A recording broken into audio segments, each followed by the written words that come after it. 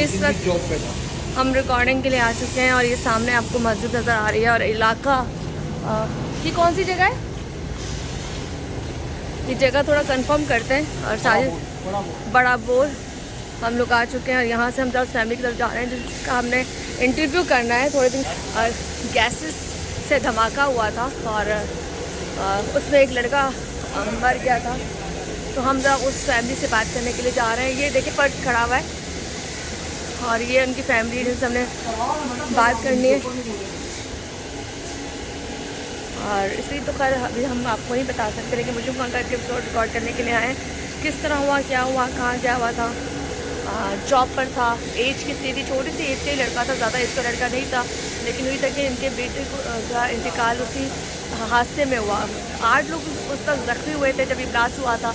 और ये ब्लास्ट वो था जब निकासी जहाँ से हो रही होती है और जो नाले होते हैं वहाँ पे जब गैसेस जमा हो जाती है और वहाँ पे प्रॉपर कोई ऐसी वेंटिलेशन का इंतज़ाम नहीं होता, तो वहाँ पे गैसेस की वजह से धमाका होता है। तो हम आज उस एपिसोड को रिकॉर्ड करने के लिए आए हैं।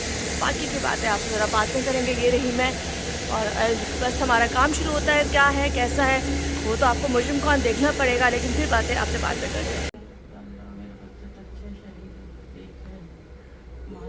रिकॉर्ड कर रहे थे, लेकिन इस वक्त जो आप लोगों के लिए मैसेज है स्पेशल पर्सनली मैं अपने यूट्यूब पे और अपने फेसबुक पे लगा रही हूँ। थोड़े दिन पहले आपने सुना था कि गैसेस की वजह से शहादत हुई थी एक बच्चे की, और वो बच्चा मेरा ये है जिसका इंतकाल हुआ था।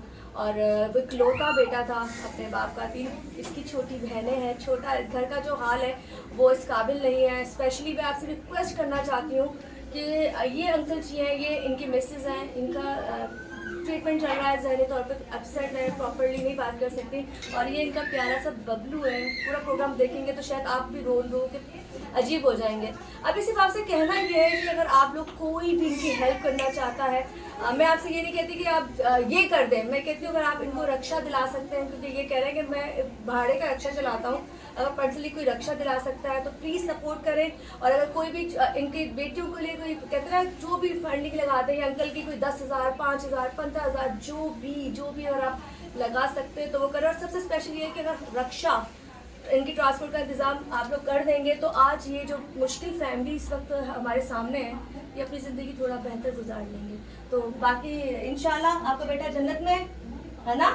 यस, वो आपको चले हाँ ले ले पप्पी ले ले चले जी। बस कोशिश कीजिएगा ज़्यादा से ज़्यादा शेयर करें और इसमें नंबर हमारी टीम का जो चल रहा होता है उस पर कॉल करें। और इनका पर्सनल नंबर मैं अलग से जो भी होगा इनसे ले लूँगी। हमें कॉल कर दीजिएगा, हम इन तक वो चीज़ें पहुँचा देंगे और आपको डायरेक्टली इनका ही नंबर देंगे ताकि हम तक वो काम ना हो, आप लोग इन्हीं को वो चीज़ें दें। और खुदारा ऐसा तो कोई शख्स होगा ना, जब आप रमज़ानों में और इसमें और दिखावों में चीज़ें बांट रहे होते हैं तो उससे हटके ये चीज़ें वो है जिसको कहते हैं दिया लिया ज़्यादा काम आता है। और यहाँ हमें आपकी ज़कात रखनी चाहिए, हमें वो चाहिए जो अपने अपनों के लिए आप लोग पसंद करते हैं। हम कहते हैं ना हमारे बहन भाई को भी वही खिलाते हैं जो खुद खाते हैं। है हमारी प्यारी सी अम्मी थी, ये इनका प्यारा सा बबलू।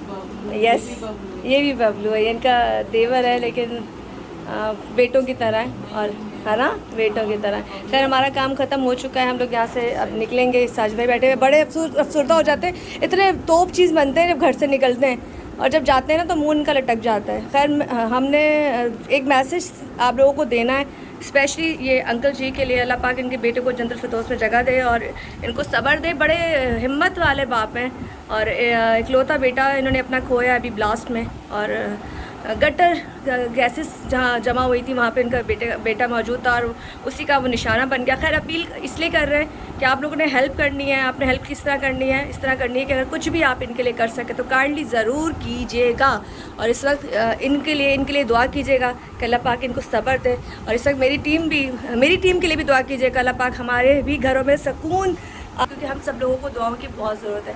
खैर यहाँ से हम निकलेंगे और हमारा जो एपिसोड था वो तो हो गया, लेकिन मुझे दुख होता है हम एपिसोड कहते हैं लेकिन हम वो चीज़ें आपके सामने ला रहे होते हैं, माशरे की चीज़ें जो रियल होती हैं, जो हो रही होती हैं। हम कहते हैं ना हर घर में एक कहानी है, हर घर में एक तकलीफ़ है, हर घर में एक सानिया है। वो तमाम चीज़ें हम आपको इसलिए दिखाते हैं ताकि आपको अपनी मौत याद रहे। आप उन लोगों को मौत याद रहे जो भूल जाते हैं अयाशियों में, जो भूल जाते हैं वो दौलत में, जो भूल जाते हैं इक़दार में, ताकि उनको याद रहे कि यार ये वक्त जब इन पर आया तो वो वक्त सब पर आना है। और इसी के साथ हम यहाँ से ज़रा निकलेंगे और अभी हम उस जगह जा रहे हैं जहाँ जाके हमने वो जगह दिखानी जहाँ लसपेले का ये वाक़या पेश आया था। तो बाकी की बातें आपसे बाद में करेंगे।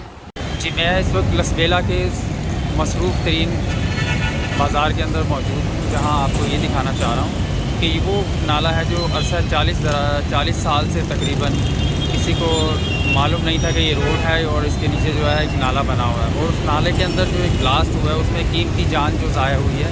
तो ये देखें, मैं आपको दिखा रहा हूँ, ये वो नाला है जो कि 40 साल पुराना है और ये रोड की शक्ल इख्तियार कर चुका था, जबकि किसी को भी यहाँ पर मालूम नहीं था कि ये रोड का हिस्सा है या रोड के नीचे एक नाला भी बहता है।